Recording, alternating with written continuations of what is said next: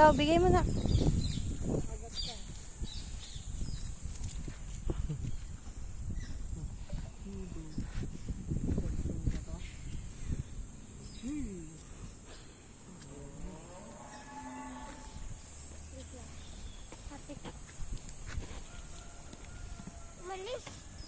Susundan niya si daddy.